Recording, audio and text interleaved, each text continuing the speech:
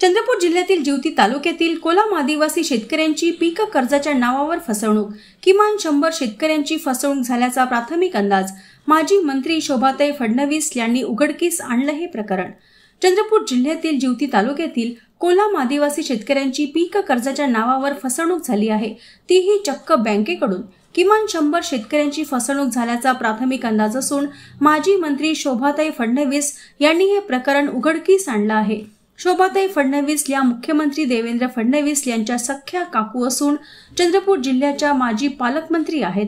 चंद्रपूर जिल्ह्यातील गडचांदूर शहरातील विदर्भ कोकण ग्रामीण बँक शाखेतून या कोलाम आदिवासी शेतकऱ्यांना पीक कर्ज वाटप करण्यात आलं. धक्कादायक म्हणजे या फसवणूक झालेल्या शेतकऱ्यांकडे शेतीचा कुठलाही सातबारा नसताना बनावट सातबारा तयार करून काही दलाल आणि बँकेशी संबंधित अधिकाऱ्यांनी ही फसवणूक केल्याचा संशय आहे. 2022 मध्ये एकाच दिवशी पीक कर्जाची सर्व प्रक्रिया पूर्ण करून प्रत्येक शेतकऱ्याच्या नावावर कर्ज वाटप करण्यात आलं. 1.5 लाख ते 1,65,000 रुपयापर्यंत हे पीक कर्ज वाटप करण्यात आलं असून पीडित शेतकऱ्यांना मात्र हातात अवघे 10 ते 15,000 दिले गेले. या प्रकरणात गडचांदूर पोलीस स्टेशनमध्ये सध्या 33 पीडित शेतकऱ्यांच्या वतीने तक्रार दाखल करण्यात आली आहे. ही सरकारची नवी योजना आहे असे 2022च्या या प्रकरणात सर्वांना सांगण्यात आले. सरकारने पीडित शेतकऱ्यांचं कर्ज माफ करण्यासोबतच या प्रकरणातील दलाल आणि बँकेच्या दोषी अधिकाऱ्यांवर कठोर कारवाई करण्याची मागणी शोभाताई फडणवीस यांनी केली आहे. काय आहे, मुळामध्ये आदिवासी हे लोक बिचारे मागासलेले आहेत आणि दुसरी गोष्ट अशी की त्यांना शेतीवाडी काहीच नाही आहे, मजुरीचं काम करतात आणि त्यांना घर सुद्धा व्यवस्थित नाही आहे, पडकं घर आहे, अशा घरात राहतात. अशा वेळेला अशा लोकांना तुम्हाला शेती कर्ज न सांगता तुम्हाला आदिवासीची स्कीम देऊन तुम्हाला पैसे मंजूर करतो असं सांगून ते फसवल्या गेले.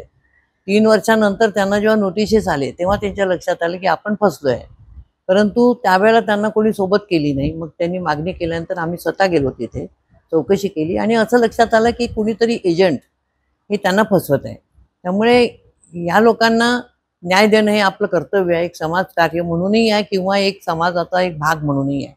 आणि म्हणून आपण त्यांच्यामध्ये पुढाकार घेतला आणि त्यांच्या तक्रारी पोलीस स्टेशनमध्ये नोंदवल्या. बँकेत चौकशी केली. बँकेमध्ये 100% बँकेने बोगस केसेस केल्या हे लक्षात आलेलं आहे. दिलेला 7/12 हा सुद्धा प्रत्यक्षात नाही आहे आणि त्याहीपेक्षा महत्त्वाचं म्हणजे आदिवासींकडे जमिनीच नाही तर 7/12 कुठून येणार आहे. आणि अशा पद्धतीने त्यांनी जवळपास 100 लोकांना फसवलेलं आहे. आज 35 ते 40 आणि 65 लोकांपर्यंत लोक पुढे आलेले आहेत. आणि म्हणून आमचं असं म्हणणं आहे की हे आदिवासी पैसे देणारच नाही आहे, का देऊ शकणार नाही, घेतलेही नाही आणि देऊ शकणार नाही आणि देण्यासारखी त्यांची आज परिस्थिती पण नाही आहे. त्यामुळे हे कर्ज माफ होणं अतिशय आवश्यक आहे. पण हे माफ होण्या अगोदर ज्यांनी आम्हाला फसवलं आहे त्यांच्याकडून सक्तीने वसुली करावी, त्यांच्यावर खऱ्या अर्थाने फसवणुकीचे केस करावी, त्यांना जेलात टाकावं आणि पुन्हा भविष्यात असं कोणी आदिवासींना फसवणार नाही अशा पद्धतीची कारवाई होण्याची आम्ही मागणी केली आहे. आणि गव्हर्नमेंटला आम्ही सांगितलं पण आहे की हे कर्ज आपल्याला माफ करायचं आहे, कारण त्यांनी घेतलेलं नाही आहे, त्यांची फसवणूक झाली आहे. परंतु गुन्हेगारांना मात्र सोडता येणार नाही, कारण यात ते जर सुटले तर पुन्हा प्रत्येक वेळी ते अशा पद्धतीने आदिवासींना फसवतात.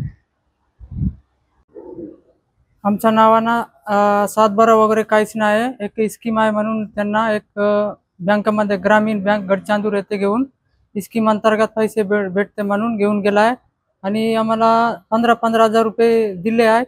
बाकीचा किती उचलले काय ते आम्हाला काही माहीत नाही. नंतर साहेबून आपला गडचांदूर येथून नोटीस घेऊन आले की नंतर आम्हाला माहीत पडला की आमच्या नावानं यांना काहीतरी स्कीम आपला कर्ज उचलून घेतले म्हणून नंतर आम्हाला माहीत पडला की त्या मॅनेजर साहेबांनी येऊन म्हणले की तुमच्या नावानं कर्ज आहेत म्हणे, तुम्ही काहून नाही बरं असं बोलू लागले. म्हणून सर आम्ही काही उचललो नाही म्हणलो, आमच्या नावानं फक्त कर्ज आपला स्कीम भेटते म्हणून 10,000 रुपये दिला आहे त्यांना.